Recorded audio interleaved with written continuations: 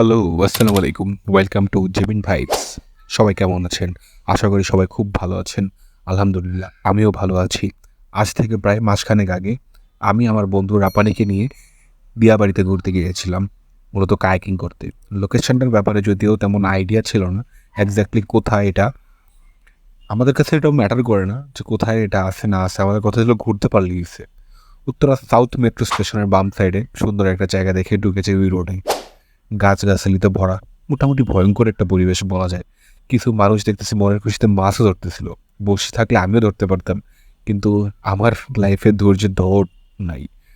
একটু ভিতর থেকে ঘুরে আসছি, সুন্দর চারদিকে ঘন জঙ্গল টাইপের, আর দূরে রাজকের প্লটগুলো খুব পিচ্ছি পিচ্ছি দেখা যেতেছিল। ততদিনে মেট্রো চালু হয়ে যায়। কিন্তু সামনে একটু আগে দেখি, বাবারে বাবা, এত মানুষ ওইখানে। মূলত একটু ঠান্ডা ওয়েদার, সুন্দর সবুজ পরিবেশ। ছুটির দিনে মানুষ মূলত এইসব জায়গায় এখন সময় কাটাইতে পছন্দ করে।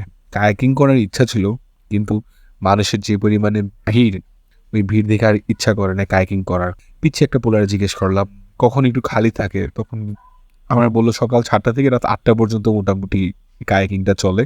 আমরা বলছি সকাল সকাল আসবেন, সকাল সকাল আসলে আরাম করে ঘুরতে পারবেন, কোনো অসুবিধা নাই।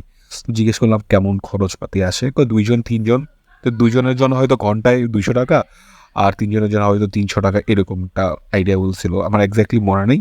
যাক, সুন্দর একটা ঘোরাঘুরির পরে বাসায় চলে আসছি। দেখা হবে নেক্সট ভিডিওতে। আসসালামু আলাইকুম।